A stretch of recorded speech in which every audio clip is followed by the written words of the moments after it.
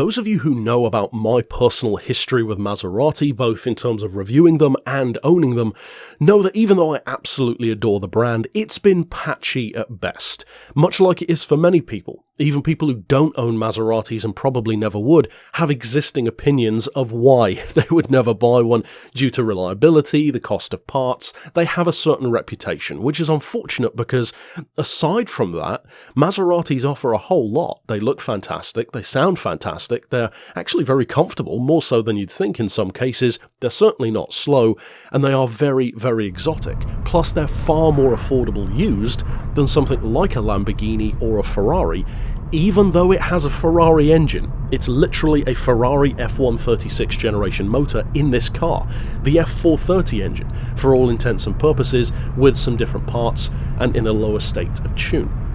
Now this one incidentally shares that same engine with the earlier Gran Turismo as well, which I also reviewed in this same series, and that car blew me away. It was everything I wanted a Maserati to be. Now the shrewd among you will have noticed that at the start of this video, there was no opening ad for a dealership, such as the ones that I would usually have. And the reason for that, for those who don't already know and who didn't watch my car reveal video a couple of days ago on the channel, is because, yeah, this is my car. I decided to take the risk again and buy my second Quattroporte. My other one was a 2005. With that automated manual, the Cambia Corsa 4.2, this is the ZF 4.2. In particular, mine is a 2009. The entire run of the M139 Quattroporte ran from 2003 to 2012. Now, of course, there are multiple generations before that, and a more current one after as well. The facelift happened in 2008, and this particular one, as I said, has the 4.2 rather than the 4.7 on the higher performance models such as the GTS and that ZF gearbox. Now that ZF transmission is incidentally used in the Aston DB9, the BMW 6 Series, the Jag XJ, the Rolls-Royce Phantom, the Jag XKR, funnily enough, the Aston DBS, the Bentley Brooklands, the Aston Rapide, the Virage, and the facelift Vanquish. So it's a pretty heavily used gearbox, and it's used in a lot more cars than just that, but those are some of the highlights. Now, the key difference when it comes to that gearbox is it's an actual automatic. It's not an automated manual, and the placement of the gearbox is totally different as well. In the older models, it has a transaxle, which gives you more weight over the rear end. Now this one retains that, but it's not quite as much.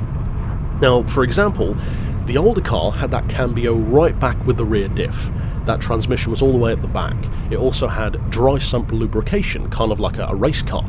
This one returns to wet sump, more traditionally, and that ZF is bolted right to the back of the engine up front, or rather a front mid-engine layout, to give it a very impressive weight distribution for an otherwise very large, long 2-ton limo. Now the difference in weight distribution is very notable between the two cars, and some purists, as well as preferring the Cambio style transmission, say that they hate the new weight distribution.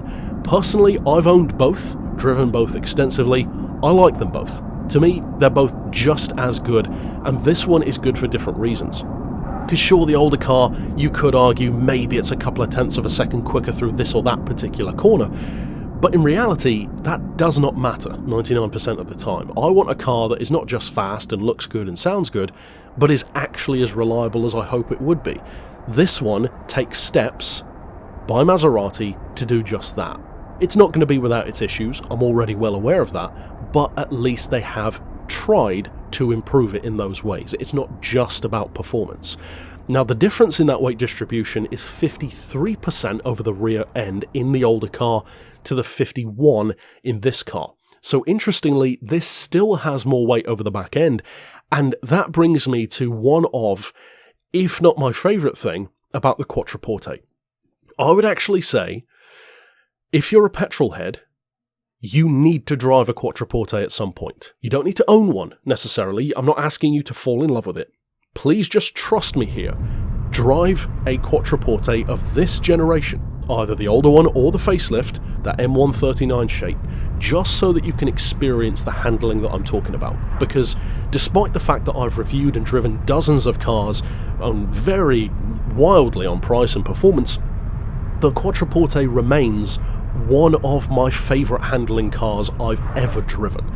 And it's a privilege to have not only driven them but actually owned cars with that good level of handling. I would say without question the Quattroporte has better handling and steering than the Jag XKR does, which is insane given that one is a strict GT car and this is a much larger, heavier limo. It's almost unbelievable, but trust me, it literally is that good. In fact, the Quattroporte has better handling than the Gran Turismo does.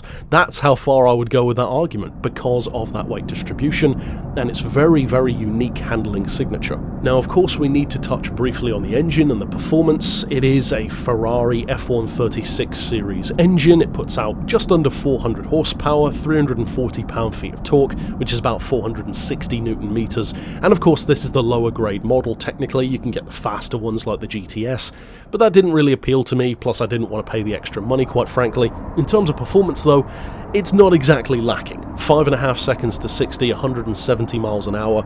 Even the fuel economy for a 2-ton Ferrari engine car with not the best torque in the world on paper is actually not bad. Officially, it's like 13 to the gallon in the city, 27 on the motorway, and an average of 19.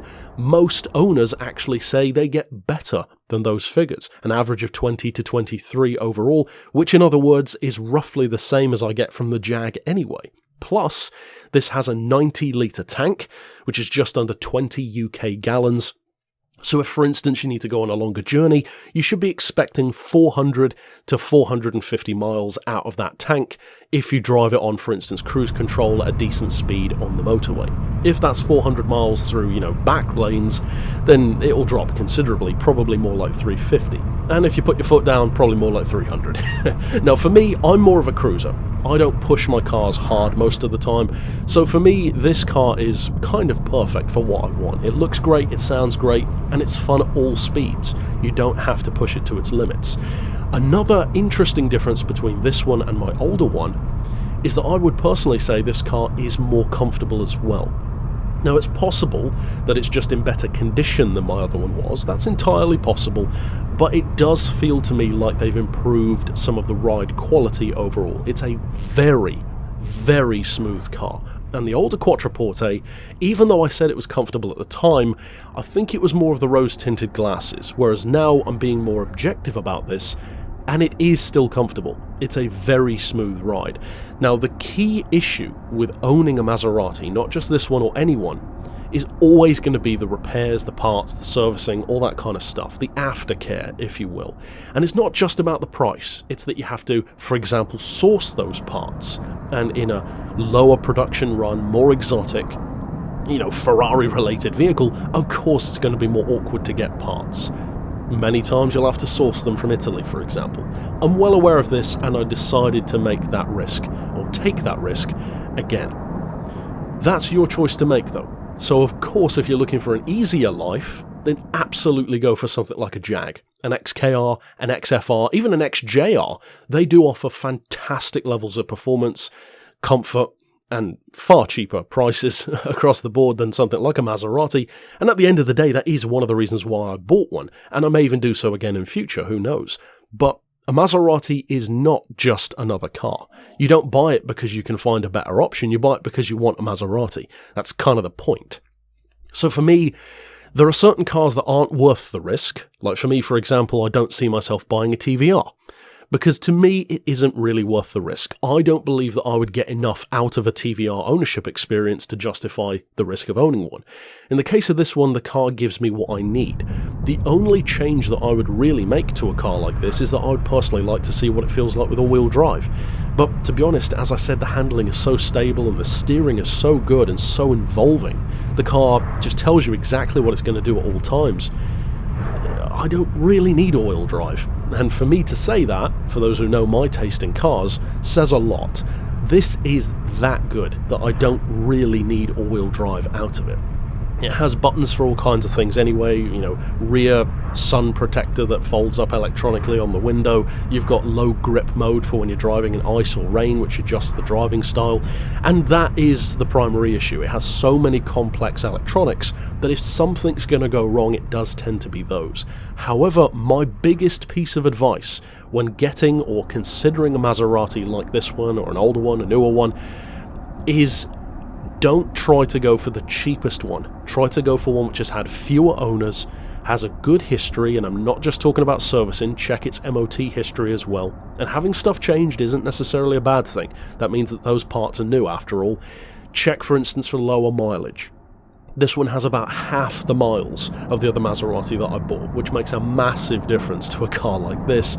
Those kind of things can make a world of difference between absolutely hating it and absolutely loving it. Be shrewd when it comes to driving a vehicle like this and buying a vehicle like this. Don't rush into it, consider it. I certainly had my doubts when I did it myself. Right up until signing the agreement, I still wasn't entirely sure, and the anxiety was still there because of my past experience.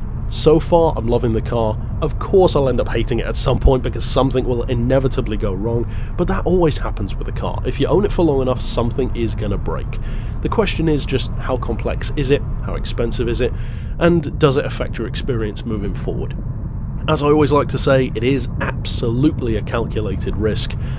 You just need to decide if it's a risk you personally want to take. But those are my thoughts on this Quattroporte versus the older one. I would say unequivocally it is a far superior car to the older one, far better gearbox, better ride quality. The looks on this one have grown on me as well, even though I could see you going either way. They both look great. The performance is great, of course the sound is.